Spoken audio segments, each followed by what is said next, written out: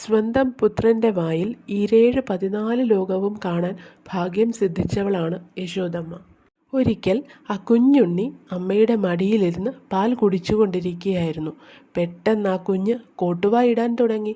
ആ സമയം യശോദമ്മ ഭഗവാന്റെ കുഞ്ഞുവായിൽ ഈ പ്രപഞ്ചം മുഴുവൻ ദർശിക്കുകയും അത്ഭുതപ്പെട്ട് പരിഭ്രമിച്ച് കണ്ണടയ്ക്കുകയും ചെയ്തു. പിന്നീടൊരിക്കൽ കണ്ണൻ മണ്ണ് ഭക്ഷിച്ചുവെന്ന് കണ്ണൻ്റെ കൂട്ടുകാർ പറഞ്ഞത് കേട്ട് യശോദമ്മ കണ്ണനോട് ചോദിച്ചു, ഉണ്ണി, നീ മണ്ണ് തിന്നുവോ? എന്നാൽ ഉണ്ണി അത് നിഷേധിക്കുകയാണ് ചെയ്തത്. അമ്മയ്ക്ക് എന്നെ വിശ്വാസമില്ലെങ്കിൽ എൻ്റെ വായിലോട്ട് നോക്കൂ എന്ന് പറഞ്ഞ് ആ പ്രപഞ്ചനാഥൻ തൻ്റെ കുഞ്ഞുവായ തുറന്നു കാട്ടിയത്രേ. യശോദമ്മ കണ്ട കാഴ്ച, കൃഷ്ണ ഗുരുവായൂരപ്പ! എണ്ണമറ്റ ബ്രഹ്മാണ്ടങ്ങൾ, 7 സമുദ്രങ്ങൾ, 7 ദ്വീപുകൾ, 3 ലോകങ്ങളും വ്രജമണ്ഡലവും, അതിൽ ഒരു യശോദമ്മയും ഉണ്ണിക്കണ്ണനെയും ഒക്കെ കണ്ട് യശോദമ്മ അത്ഭുതപ്പെട്ടു അത്രേ. പെട്ടെന്ന് തന്നെ ഭഗവാന്റെ മായ കൊണ്ട് യശോദമ്മ എല്ലാം മറക്കുകയും ചെയ്തു.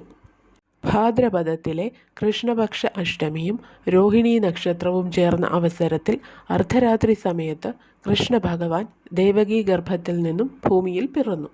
കംസനെ ഭയന്ന് ഭഗവാന്റെ പിതാവായ വസുദേവർ കുഞ്ഞിനെ നന്ദഗോപരുടെ പത്നിയായ യശോദയുടെ അടുത്ത് കിടത്തി. ആ പൊന്നു ഭഗവാനെ വളർത്തുവാൻ ഭാഗ്യം ലഭിച്ച നന്ദഗോപരും യശോദയും പൂർവജന്മം ആരായിരുന്നു? എന്ത് തപസ്സാണ് അവർ ചെയ്തത് സാക്ഷാൽ ജഗദീശ്വരൻ്റെ അച്ഛനമ്മമാരാകുവാൻ? പൂർവജന്മത്തിൽ അവർ അഷ്ടവസുക്കളിൽ ശ്രേഷ്ഠനായ ദ്രോണനും പത്നിയായ ധരാദേവിയുമായിരുന്നു. അടുത്ത ജന്മം സാക്ഷാൽ ശ്രീകൃഷ്ണ ഭഗവാനെ പുത്രനായി ലഭിക്കും എന്ന് ബ്രഹ്മാവിൽ നിന്നും വരം ലഭിച്ച ദമ്പതികളായിരുന്നു അവർ. കാലങ്ങൾ നീണ്ട അതികഠിനമായ തപസ്സിൻ്റെ ഫലമായി സാക്ഷാൽ ഭഗവാനെ പുത്രനായി ലഭിച്ചതായിരുന്നു അവർക്ക്. ബ്രഹ്മാവിൻ്റെ ആ വരം സഫലമാക്കുവാൻ വേണ്ടിയായിരുന്നു മധുരയിൽ ജനിച്ച ഭഗവാൻ നന്ദഗൃഹത്തിലേക്ക് പോയതും അവരുടെ പുത്രനായി അവിടെ വളർന്നതും. ഭാഗ്യവതികളിൽ വെച്ച് ഏറ്റവും ഭാഗ്യവതി ആ യശോദമ്മയാണ്. ആ അമ്മ ഭഗവാന്റെ മാത്രം അമ്മയല്ല, സാക്ഷാൽ യോഗമായയ്ക്കും അമ്മയാണവൾ.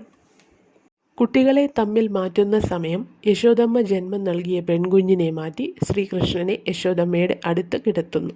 ആ പെൺകുഞ്ഞ് സാക്ഷാൽ യോഗമായ ആയിരുന്നു. ആ പെൺകുഞ്ഞിനെ എങ്കിലും വളർത്താൻ അനുവദിക്കണമെന്ന് ദേവകിയമ്മ കംസനോട് യാചിക്കുന്നുണ്ട്. പക്ഷേ ആ മഹാപാപി ആ കുഞ്ഞിനെ കാലുകളിൽ പിടിച്ച് പാറമേൽ അടിക്കാൻ പുറപ്പെട്ടു. കംസന്റെ കൈകളിൽ നിന്നും തെറിച്ച് ആകാശത്തിലേക്ക് പോയ ആ ശിശു 8 തൃക്കൈകളോടും ദിവ്യമായ തേജസ്സോടും കൂടി സാക്ഷാൽ യോഗമായയായി മാറുന്നുണ്ട്. ഗംഭീര സ്വരത്തിൽ യോഗമായ കംസനോട് പറയുന്നു, കൊല്ലുവാനാണെങ്കിലും എൻ്റെ കാല് പിടിച്ച നിന്നെ ഞാൻ കൊല്ലുന്നില്ല.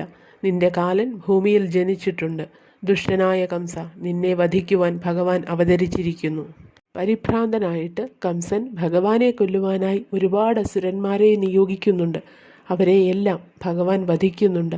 അവസാനം കംസനും ഭഗവാന്റെ കൈകളാൽ വധിക്കപ്പെടുന്നു.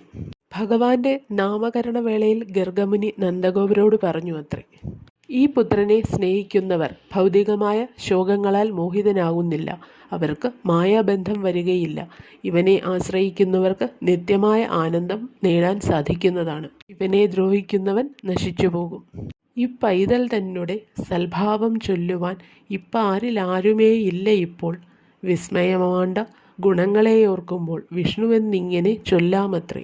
ആ പൊന്നു ഗുരുവായൂരപ്പനെ, അഖിലാണ്ടകോടി ബ്രഹ്മാണ്ടനാഥനെ നമുക്കും ആശ്രയിക്കാം, മായയിൽപ്പെട്ട് വലയാതിരിക്കാൻ.